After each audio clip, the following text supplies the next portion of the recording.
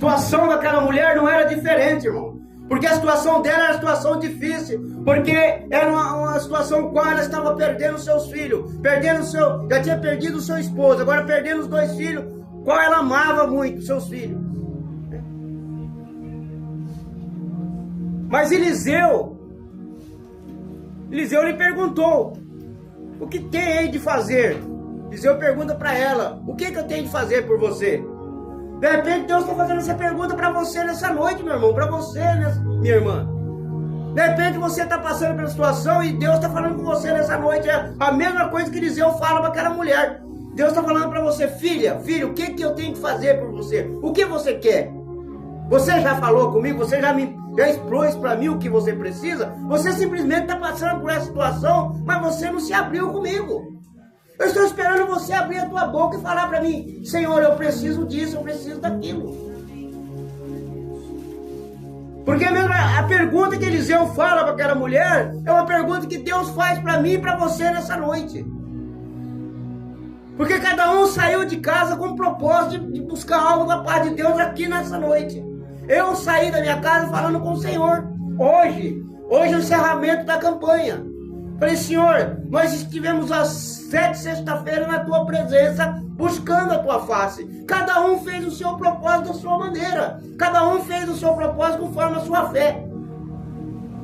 E hoje o Senhor vai responder todas as petições nossas.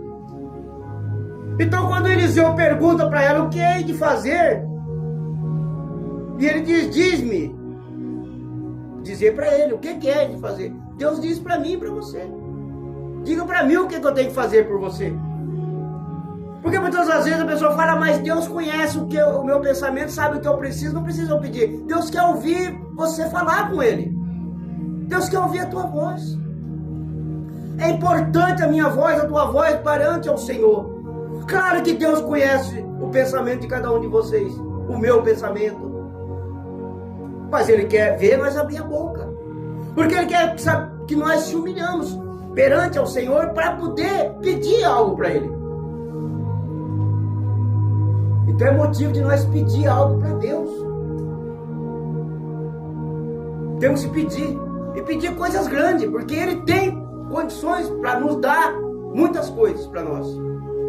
E quando Ele diz para ela: diz-me o que tem em casa. Ele pergunta para ela: o que você tem na tua casa, mulher? O que você tem na tua casa? De repente Deus está falando para você. Qual o problema que tem lá na tua casa que está difícil? Você acha que para você está difícil? Para mim nada é impossível, diz o Senhor. E ela respondeu: tua serva não tem nada em casa, senão uma botija de azeite. Olha, ela disse para ele que ela não tinha nada. Ela tinha uma botija de azeite. Uma botija de azeite, agora não fala o tamanho, mas eu imagino que seja uma botija pequenininha, porque a fé tem que ser grande. O milagre é grande na vida daquele que crê. Né? Então quando fala para ela o que você tem em casa, ela diz para ele: a sua serva não tem nada, a não ser uma pequena botija de azeite. É como sempre eu falo, para mim, pela minha fé, aquela botija não era maior do que isso aqui perante ela, mas para Deus era muita coisa. Então não sei o tamanho da tua fé nessa noite, mas uma coisa eu quero dizer para você: que independente de como está a tua botija, mas ela não vai se esvaziar. E a farinha da panela e o azeite da botija não vai faltar, porque Deus está aumentando, Deus está multiplicando. Assim como Ele multiplicou lá os pão e os peixes, lá naquela multiplicação do pão e peixe, Ele também multiplica a farinha da panela e o azeite da botija.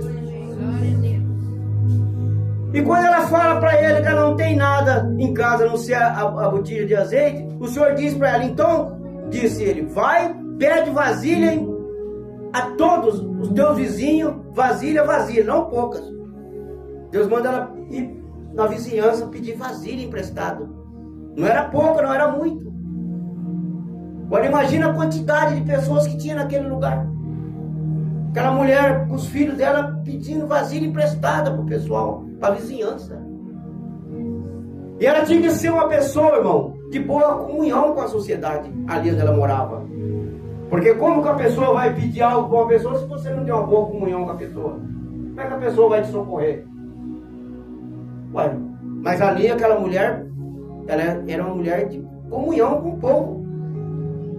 Porque sai de lá de onde estava o profeta Eliseu e vai para casa pedir vasilha emprestada e não pouca, né?